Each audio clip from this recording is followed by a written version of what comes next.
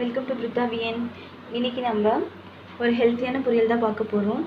ஆக்சுவலாக இது பார்த்திங்கன்னா வாழைத்தண்டு நல்லா பொடியாக கட் பண்ணியிருக்கேன்.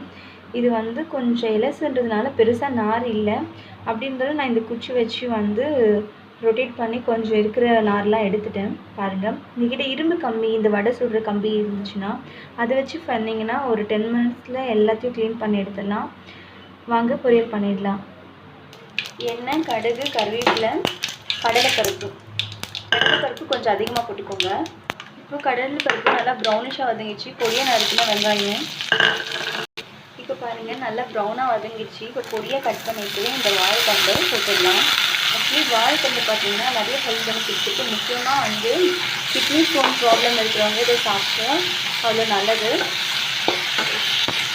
நல்லா கலக்கிக்கலாம். எண்ணெயிலே கொஞ்சமாக தூளுக்கு போட்டுக்கலாம். இப்போ காரத்துக்கு ஏற்ற மாதிரி மிளகாய் பொடி. இப்போ காய் வேகிறதுக்கு கொஞ்சமாக தண்ணி ஊற்றிக்கலாம். நான் பொடியாக தான் கட் பண்ணியிருக்கேன், ஸோ அதனால் கொஞ்சமாக தண்ணி ஊற்றி சீக்கிரமாக வெந்துடும். ஆக்சுவலி இது நல்லா வெந்துட்டுருக்கு. மூடி வச்சுக்கலாம்.